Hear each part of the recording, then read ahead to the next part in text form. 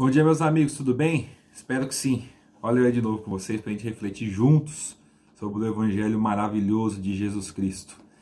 E hoje eu gostaria de falar com vocês sobre um tema que talvez não seja um dos mais populares, mas um dos mais necessários para os tempos que vivemos hoje, que é as desculpas que utilizamos para apostatarmos nossa fé e para abandonarmos nossa comunidade por qualquer motivo que muitas vezes parece muito para nós, mas que na verdade não o são, se você olhar a história do cristianismo, ter uma visão macro das coisas que já aconteceram. Primeiramente com o nosso Salvador, que foi Jesus, que morreu numa cruz para que tivéssemos a vida que ele proporcionou e gostaria de proporcionar a nós. E ao longo da história, o que aconteceu com os seus mártires, com os seus apóstolos. E muitas vezes a gente se pega sendo mimado, injusto, com circunstâncias que poderiam ser claramente moldadas. Eu, graças a Deus, tenho o privilégio de trabalhar na minha empresa, porque no tipo de serviço que eu faço, muitas vezes levando e trazendo equipamentos para conserto, eu tenho a possibilidade de escutar pregadores do qual eu gosto. Muitos deles falam uma mensagem muito cristocêntrica e eu aprendo muito com alguns deles. Eu particularmente gosto de pregadores que se diminuem muito e colocam todo o protagonismo de suas vidas em Cristo. E graças a Deus, cada vez mais eu tenho o tempo para aprender da palavra de Deus enquanto eu estou trabalhando. Muitas vezes são coisas que é possível conciliar. Em uma dessas vezes, eu estava escutando o pastor Iago Martins, que eu acredito que muitos de vocês conheçam pelo canal Dois Dedos de Teologia. Se você não conhece, dá uma passada lá, se inscreva no canal. É um lugar que você vai aprender muito, uma fonte muito rica de conhecimento teológico, que você vai aprender mais sobre os detalhes da salvação, sobre as doutrinas, sobre as visões de um pastor teólogo. Então, eu indico de verdade que você vá lá qualquer dia e veja alguns vídeos, assim, eu aprendi muito com ele.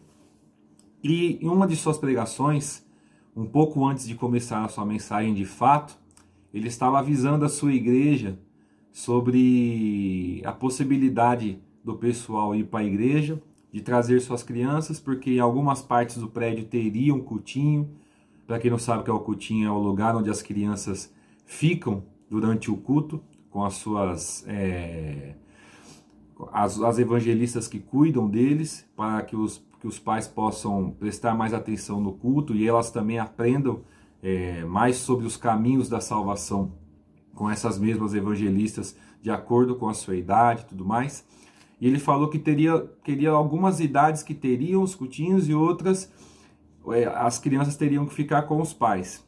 E aí ele falou uma frase que eu achei muito interessante. Ele falou: em muitos lugares do mundo tem cristãos que têm que se reunir em cavernas. E nas cavernas não existem cultinhos. Nas cavernas as dificuldades são muito maiores.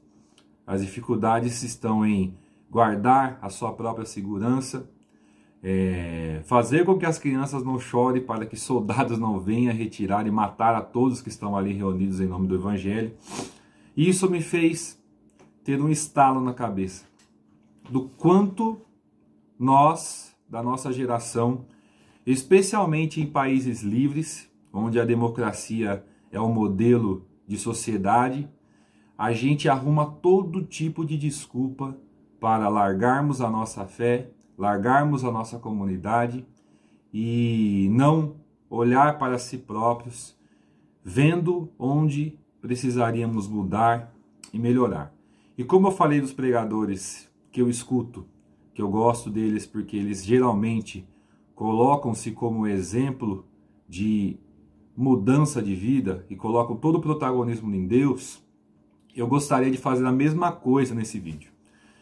Quantas vezes eu resmunguei e reclamei só porque as cordas da guitarra estavam um pouquinho enferrujadas e fiz um escarcéu danado por causa de nada. Quantas vezes eu fiz coisas desse tipo?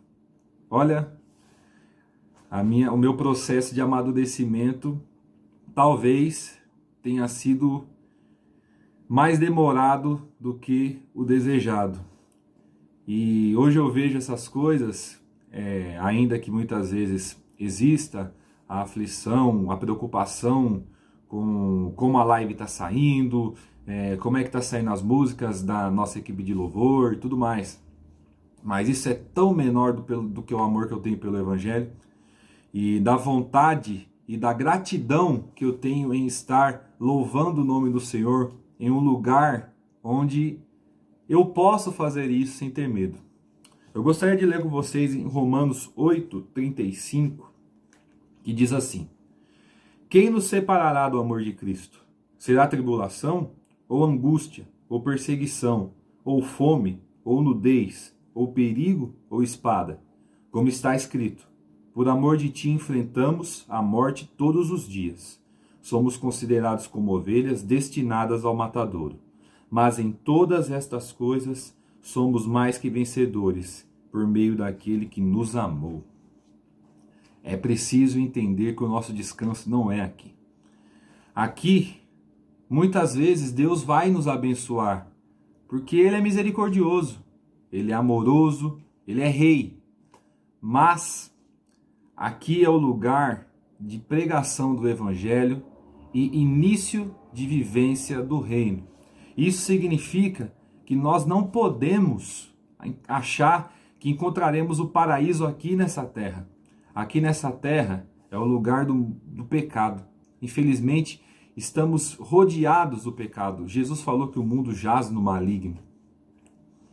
E muitas vezes a gente ainda torna as dificuldades, a gente ainda aumenta a régua das dificuldades, onde qualquer motivo é motivo para, ao invés de sermos a fonte do amor, nos tornarmos a fonte de reclamações, a fonte da angústia, da separação, das facções e todo tipo de problema.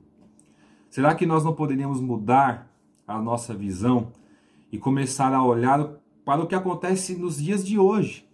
Tem gente no dia de hoje tendo que se esconder em cavernas, em côvados, em lugares cada vez mais precários, porque eles amam essa fé. Eu não estou falando da Idade Média, eu não estou falando no começo do cristianismo, que também ocorriam coisas como esta.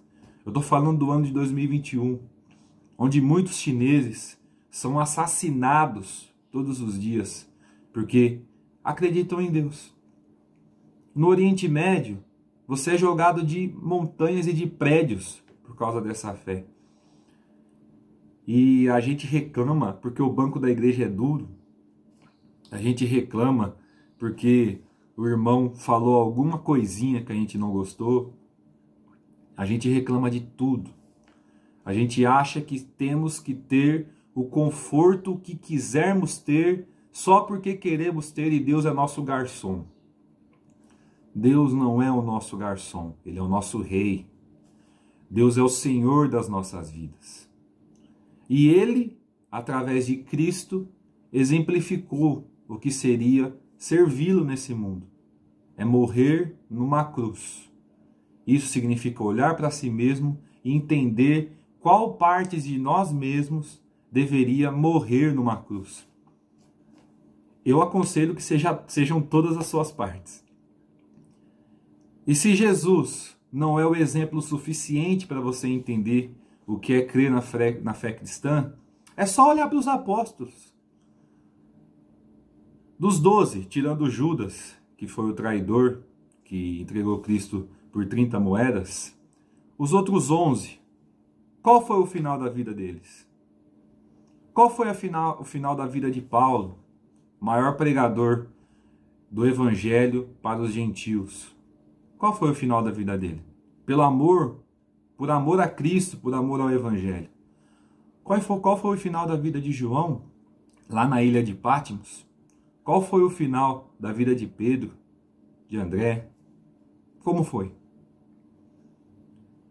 A gente tem que começar a entender que a nossa vida é para Deus. E coisas pequenas não podem tomar esse espaço. A consciência de que estar em Cristo é se negar, ela tem que ser algo latente na vida de um cristão. Para que outros possam ver que na nossa vida existe um rei. E esse rei não somos nós mesmos, mas é o Rei Jesus, que nos ensinou a sofrer para ter a esperança de uma nova vida, de um novo reino, que não é nesse lugar. Aqui nos cabe trabalhar, correr atrás da vida, servir uns aos outros e colocar em nossa boca palavras do reino. Colocar em nossa boca a vida do reino.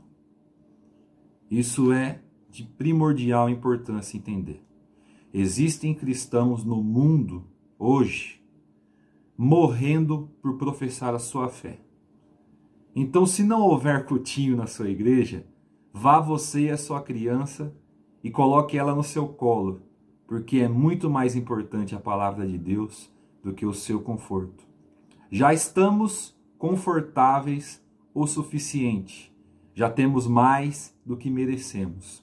Uma corda de guitarra enferrujada não pode ser motivo de afastamentos, brigas e discussões.